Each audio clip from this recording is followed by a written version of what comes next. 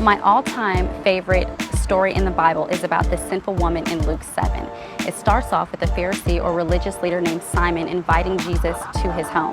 While Jesus is there, this sinful woman comes and washes Jesus' feet with her tears and wipes them with her hair.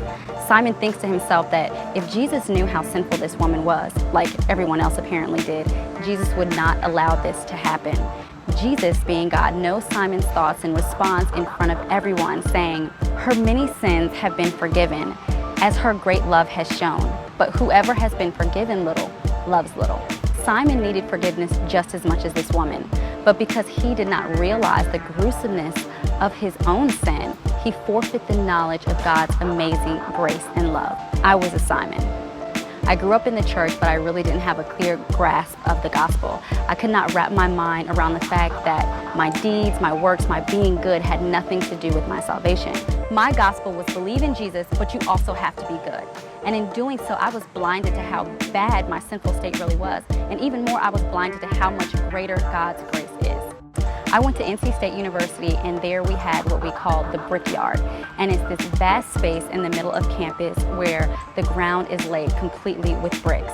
And there would many times be this man there preaching to students as they passed by, usually condemning them to hell. We called him the Brickyard Preacher. One day, I randomly struck a conversation with two other people on the Brickyard about the Brickyard Preacher, and we all agreed he was a bit overboard. But one gentleman in particular in the conversation stressed that all you had to do was believe in Jesus to be saved. And I could not get with it.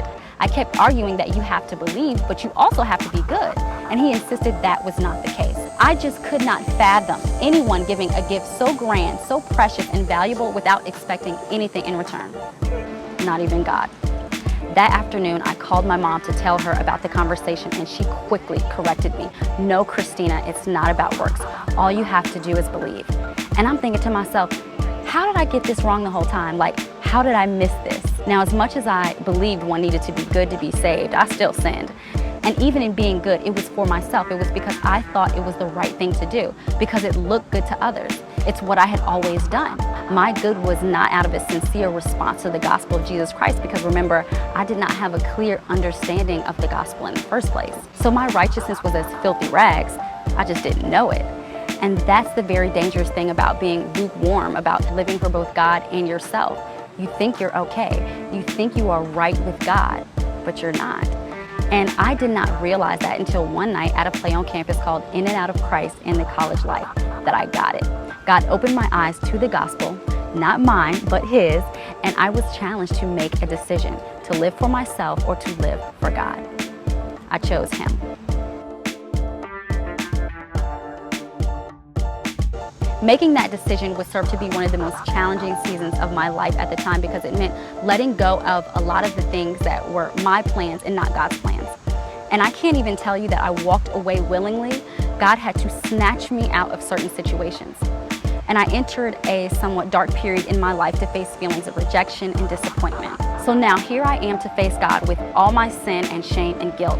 I was so humbled before God, finally realizing I had nothing good to offer Him.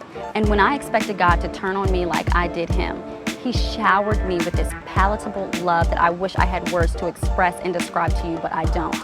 I was no longer Simon.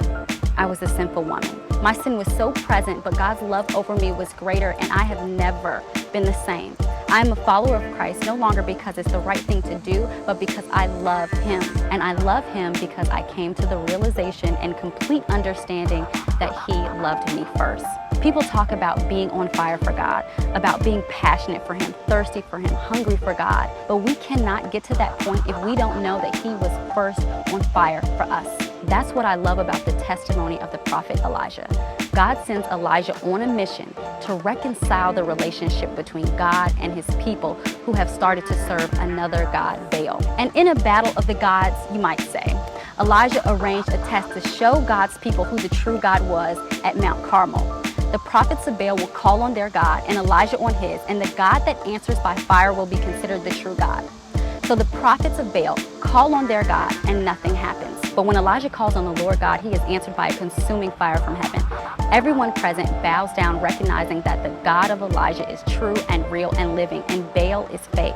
But they would not respond with that reverence to God if he did not answer by fire in the first place. I believe Mount Carmel grants us a clear picture of God's love, his coming for us, and his desire for us. Through God's coming down with this consuming fire, we see the gospel. We see that he was first on fire for us, that if we love God but he does not love us, our love is nothing. If we are passionate about God but he is not passionate for us, our passion does nothing. If we burn for God but he does not burn for us, nothing will catch fire. But the good news is God does love us, he is passionate about us, and he is on fire for us. That is the gospel, and that's what makes women who place their faith in Jesus true daughters of fire.